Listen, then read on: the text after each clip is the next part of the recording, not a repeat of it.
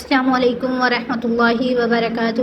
الحمدللہ رب العالمین والصلاة والسلام علی سید الانبیاء والمرسلین، اما بعد۔ آج ہماری سیریز جہنم سے بچنے کے اعمال کی 8ویں کی، اور آج بات ہوگی ہمارے جسم کے ایک بہت چھوٹے سے حصے کی، لیکن یہی چھوٹی سی چیز انسان کو جنت سے جہنم تک بھی پہنچا سکتی ہے اور جہنم سے جنت تک، اور وہ ہے ہماری زبان۔ ذرا سوچیں، ایک چھوٹی سی زبان سے ہم قرآن پاک پڑھتے ہیں، ذکر کرتے ہیں، درود پڑھتے ہیں، کسی کو تسلی دیتے ہیں، لیکن یہی زبان جھوٹ بول سکتی ہے، غیبت کر سکتی ہے، چغلی کر سکتی ہے، کسی کا دل توڑ سکتی ہے۔ اسی لیے زبان کی حفاظت جہنم سے بچنے کا بہت اہم ذریعہ ہے۔ اللہ تعالیٰ نے قرآن مجید میں ارشاد فرمایا، ما یلفظ من قول الا لدیہ رقیب عتید۔ انسان کی کوئی بات منہ سے نہیں نکالتا مگر اس کے پاس ایک نگران موجود ہوتا ہے۔ رسول اللہ صلی اللہ علیہ وسلم نے فرمایا، غیبت کی وضاحت کرتے ہوئے فرمایا، اپنے بھائی کا ایسا ذکر کرنا جو اسے ناپسند ہو غیبت کہلاتا ہے۔ صحابہ اکرام رضی اللہ تعالیٰ عنہم اجمعین نے پوچھا کہ اگر وہ بات واقعی اس میں موجود ہو، آپ صلی اللہ علیہ وسلم نے فرمایا، اگر وہ بات اس میں موجود ہے تو تم نے غیبت کی، اور اگر اس میں موجود نہیں تو تم نے بہتان۔ کسی کی عزت کے ساتھ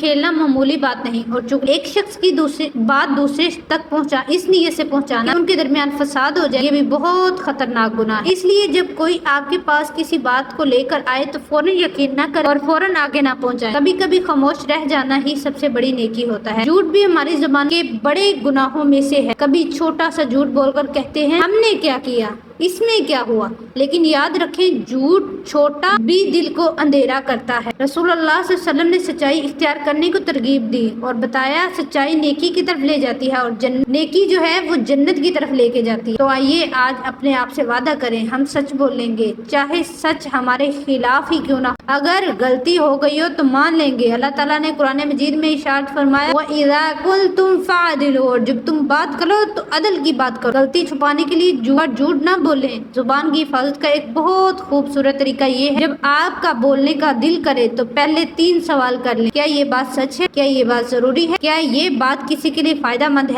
اگر جواب نہیں ہے تو خاموشی اختیار کر، کیونکہ رسول اللہ صلی اللہ علیہ وسلم نے فرمایا، جو شخص اللہ اور آخرت کے دن پر ایمان رکھتا ہو وہ اچھی بات کہے یا خاموش رہے۔ اور کیا خوبصورت اصول ہے، یا تو اچھی بات کرو ورنہ خاموش رہو۔ آج ہم اس ایک اصول کو اپنی زندگی میں لے آئیں تو کتنے گناہوں سے بچ سکتے ہیں۔ غیبت سے بچیں گے، چغلی سے بچیں گے، جھوٹ سے بچیں گے، دل آزاری سے بچیں گے، اور بہت سے جھگڑوں سے بھی بچ جائیں گے۔ آج سے جب بھی کسی کی غیبت کی محفل شروع ہو جائے، وہاں سے بیٹھ کر سننے کی بجائے موضوع بدل دیں۔ اگر ممکن ہو تو کہیں چلے اس بارے میں بات نہ کریں، اور اگر آپ سے کبھی غیبت ہو گئی ہو تو فوراً اللہ تعالیٰ سے توبہ کریں۔ جس کا حق مارا اس کی تلافی کریں۔ آئندہ اپنی زبان کی حفاظت کریں۔ یاد رکھیں، ہماری زبان سے نکلے ہوئے الفاظ واپس نہیں آتے۔ ایک تیر واپس آ سکتا ہے لیکن زبان سے نکلا ہوا لفظ واپس نہیں آ سکتا۔ اس لیے بولنے سے پہلے سوچ، خاص طور پر غصے میں اپنی زبان کو قابو کریں، کیونکہ غصے میں بولے گئے چند الفاظ کبھی کبھی سالوں کے رشتے توڑ دیتے ہیں۔ معزز سامعین، آج کا عہد بہت آسان ہے۔ ہم کسی کی غیبت نہیں کریں گے، جھوٹ نہیں بولیں گے، چغلی نہیں کریں گے،